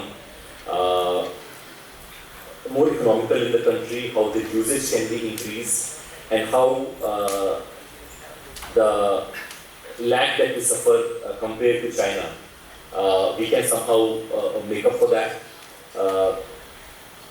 There is huge opportunity for collaboration between industry and academia on that purpose. We ourselves in renewable energy, we have been working on one such collaboration, and as most of us, you might perhaps know that Renewable Energy Department of the state government and University of California, Berkeley and NIT, they have set up a center here in Electrical Energy Department itself, CMET, Center for Mission on Energy Transition. So that is an example of how there can be a wonderful collaboration between academia and industry, and how that can be very useful for the industry. It can tell us how actually things can be done. I talked of electricity being a cheaper form of electricity. I will just give you one small example, and perhaps I will close there. Electricity is largely compared to cost of power from coal-based power. I'll just like to give you an example. We have two concurrent tenders almost in the state in the last few months. One is for coal-based power. There we are getting power at almost 6 rupees per unit. And we had and that power would increase, would become more expensive every year as coal becomes more expensive, as transportation of coal becomes more expensive. And as against that, we had a tender for a solar-based project, where we have got power at 2 rupees 15 paisa per unit, and that's a fixed tariff for the next 25 years. So you can compare the cost of solar power and coal-based power. 2 rupees 15 paisa for solar, fixed for 25 years. For coal, 6 rupees per unit, increasing every year. Now the interesting part is that India is preferring coal because coal is cheaper over oil and gas. So you can imagine if we have to compare the cost of oil and gas and electricity. So oil and gas is costlier than coal. Coal gives us power 6 rupees per unit. The solar power is 2 rupees 15 paisa per unit. So you can compare the difference between oil and gas and of solar power. So the huge advantage, a huge price differential there. And if the difference in the input price is that much, then one can imagine that what should be the right path for the country. Another small aspect I would like to cover, which also adds to the efficacy or economic viability of electric vehicles. And that is that electric vehicles are less of vehicles and more of electronics, which happens to be on 4 wheels. So a part of that electronics happens to be a battery. Now, interestingly, if you look at the battery market globally, around 90% of the battery market globally, and battery is a very important component of the price of the electric vehicle. It's a very important, significant contribution. Around 90% of the market globally of battery is electric vehicles. And only 10% are grid-connected projects, which store excess power and supply power during the evening hours. So 90% of the market is really EVs.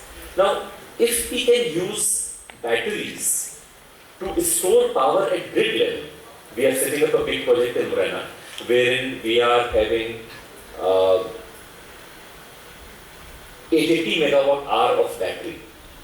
So there will be excess solar produced in the day that will charge that battery, and the battery would supply power in the evening hours. Now, if there can be 880 megawatt of battery at a single location, why can't every electric vehicle be also the battery in the EV be a source of storing power and supplying power?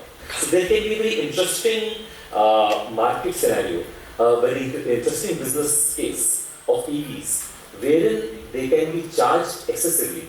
They can charge to the full capacity during the daytime when the solar energy is available and electricity is cheaper. And of course, the primary purpose of a battery in the EV will always continue to be running the EV.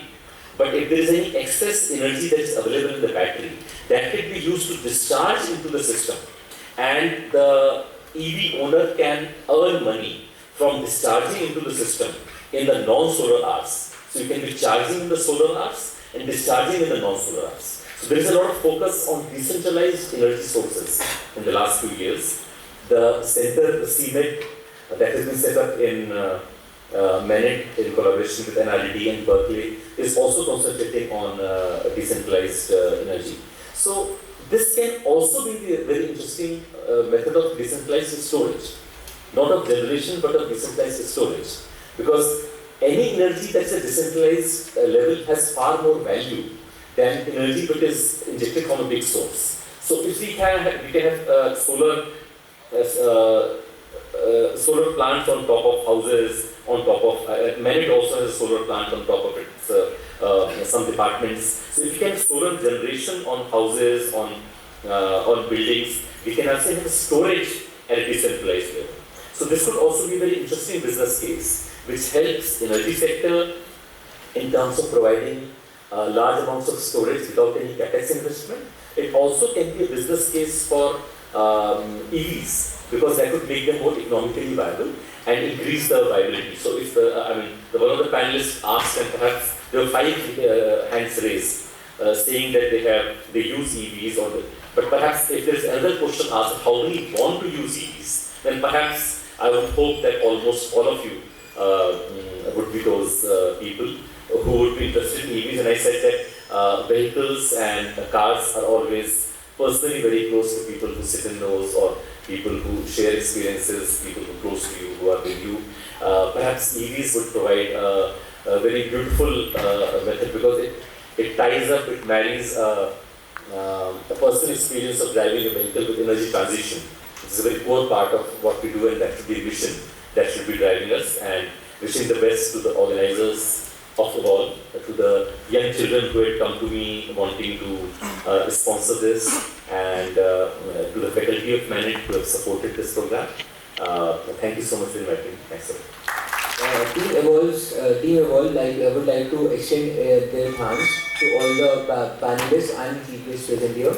I request Dr. Sharmin Jain sir to please present a memento to Sri Manu Srivastava sir as a token of respect.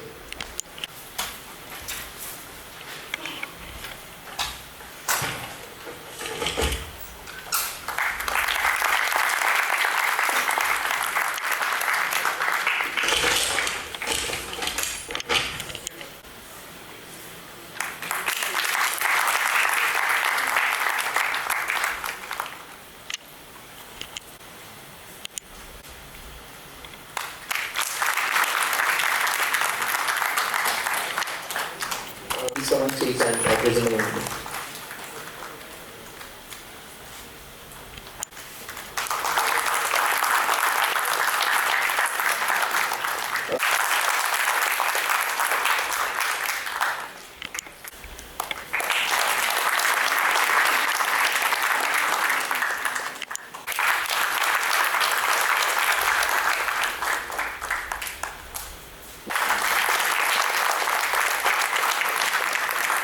So special thanks to humans of EV, and there is something really great that we have got to know. Humans of EV, Dr. Lalit sir donated a 7.1 kilowatt AC/DC charger to Evolve. So please.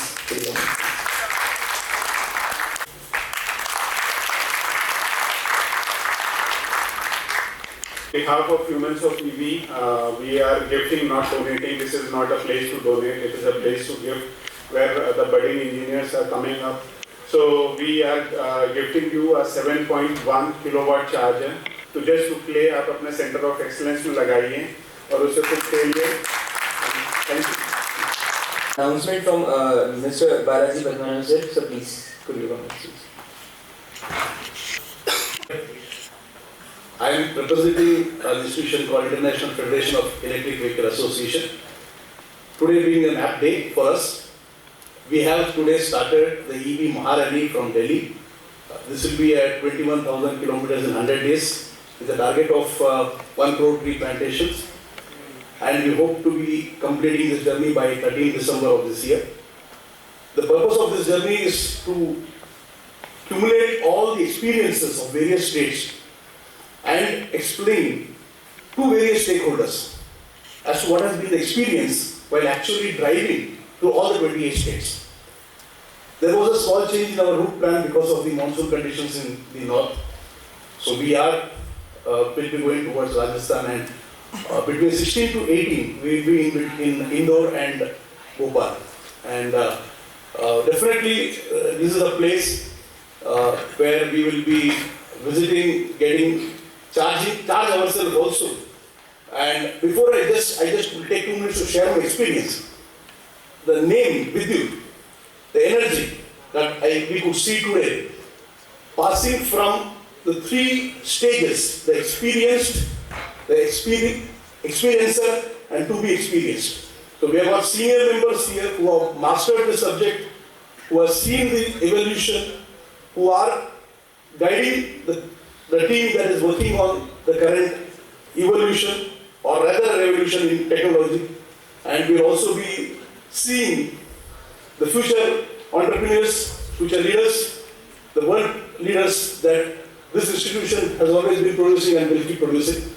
And it's a fantastic experience, and we'll look forward to meet you once again. And thanks for the entire leadership here, both in the institutional level, everything comes top down. We have got a fantastic leader who have given you all this opportunity to explore yourself. And definitely we'll thank MANIT, the entire team. And it was a tremendous experience, and we look forward to getting connected to you once again. Thank you very much. Thanks a lot, sir. Up next, to extend our heartfelt thanks, I invite Shantanu Chokse, the Senior Technical Executive Team Evolve, to deliver the vote of thanks.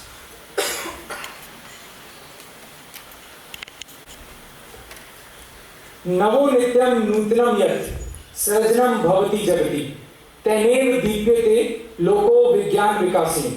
अर्थात जब भी नया और अभिनव सृजन होता है तभी संसार प्रकाशित होता है और विज्ञान की प्रगति से मानवता आगे बढ़ती है। आप सभी को मेरा हार्दिक वंदन एवं अभिनंदन। सर्वप्रथम मैं इवॉल्व समिति और मौलाना आजाद राष्ट्रीय प्रौद्योगिकी संस्थान भोपाल की ओर से यहाँ उपस्थित सभी विशिष्ट अतिथियों और वक्ताओं का हृदय से आभार प्रकट करता हूँ। मैं नगरीय प्रशासन एवं विकास विभाग को आज इस ईवी दिवस में सहसंयोजक होने के लिए धन्यवाद व्यक्त करता हूँ। आज का यह ईवी एक्सपो हमारे लिए केवल एक कार्यक्रम नहीं बल्कि सीखने का एक अवसर है और उससे भी ज्यादा प्रेरणा का स्रोत है। विशेष रूप से हमारे मुख्य अतिथि श्री मनु श्रीवास्तव जी, अतिरिक्त मुख्य सचिव नवीन एवं नवीकरणीय ऊर्जा विभाग का हृदय से धन्यवाद करता हूँ। आपके मार्गदर्शन और अनुभव से हमें ऊर्जा के क्षेत्र में हो रहे परिवर्तन को और गहराई से समझने का अवसर मिला है। साथ ही मैं श्री परीक्षित झाड़े जी, अतिरिक्त आयुक्त नगरीय प्रशासन एवं विकास विभाग तथा श्रीमती श्री शिखा पुरुष नरवाल जी, संयुक्त निर्देशक नगरीय प्रशासन एवं विकास विभाग का भी आभार व्यक्त करता हूँ। निश्चित रूप से आपके बहुमूल्य विचार हम छात्रों और युवाओं के लिए मार्गदर्शन का कार्य करेंगे। साथ ही आज हमारे पैनल सदस्य श्री रणधीर सिंह जी, संस्थापक और CEO 4C advisers, Shri Rishi Tandon ji, Tata Motors और श्री चंद्रशेखर भिड़े जी, सह संस्थापक लिथियम आयन पावर लिमिटेड का भी विशेष धन्यवाद करता हूं। आपके अनुभव और विचारों ने इस चर्चा को और भी सार्थक बना दिया है। भारत जैसे विकासशील देश के सामने आज ऊर्जा संकट, प्रदूषण और जलवायु परिवर्तन जैसी चुनौतियां हैं, लेकिन इन्हीं चुनौतियों में अवसर छिपे हैं। इलेक्ट्रिक व्हीकल्स और नवीकरणीय ऊर्जा इस दिशा में हमारे सबसे बड़े हथियार हैं और हमारा विश्वास है कि सरकार, उद्योग और शिक्षा जगत का यह संयुक्त प्रयास भारत को एक स्वच्छ, हरित और आत्मनिर्भर राष्ट्र बनाने में महत्वपूर्ण भूमिका निभाएगा। मैनिट में ईवी एक्सपो होना मेरा व्यक्तिगत रूप से एक स्वप्न था जो आज सच होने जा रहा है। ये नवाचार की तरफ एक नवीनतम प्रयास है क्योंकि हम सब जानते हैं कि सेंट्रल इंडिया का पहला ईवी एक्सपो मैनिट भोपाल में हुआ। अब मैं अपने फैकल्टी कोऑर्डिनेटर डॉक्टर अमित ओझा सर का भी धन्यवाद करना चाहता हूं जिन्होंने इस कार्यक्रम को आयोजित कराने में अपना महत्वपूर्ण योगदान दिया है। साथ ही मैं director in-charge doctor Shailendra Jain sir, doctor Sushma Gupta ma'am HOD electrical department का भी मैं हृदय धन्यवाद करता हूं।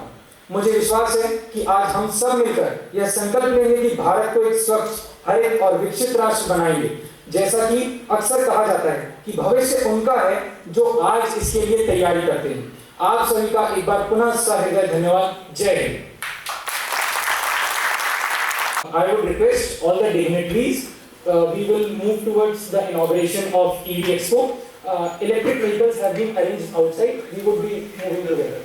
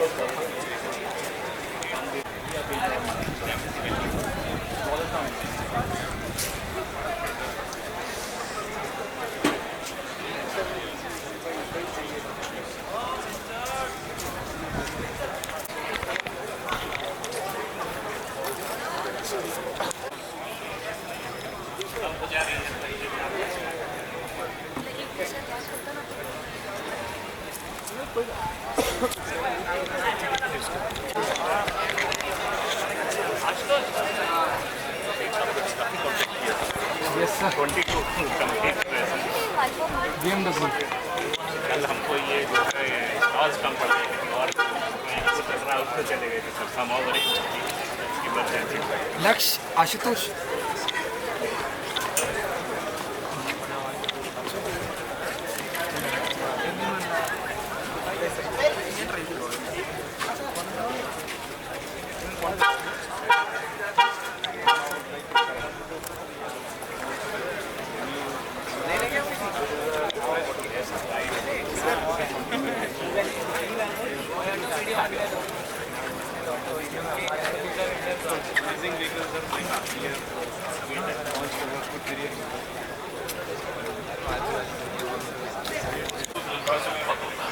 इसमें सर दोनों ही so that people can at least experience the tire which is not available in so it is that far or more than that and the experience is also it is by we were just telling decision is sir was Alex they was products which we are really like those amazing thanks for this continuous so what we across India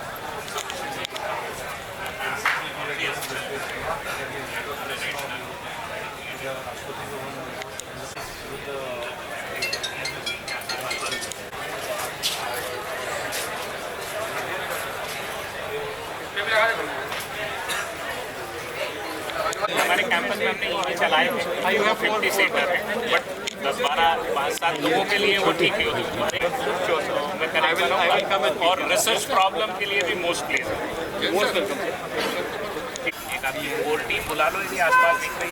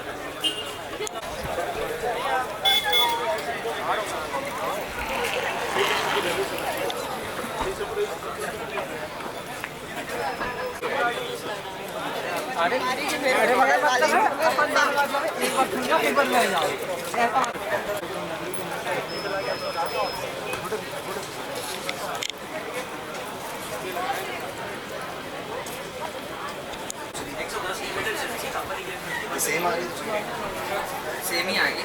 नहीं, scooters हैं अभी 80 kilometre चलेगी sir.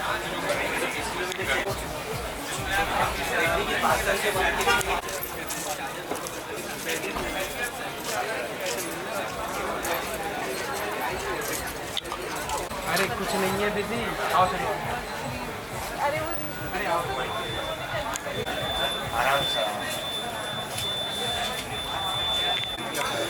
अरे मैं कुछ हो रहा था, नहीं है नहीं है।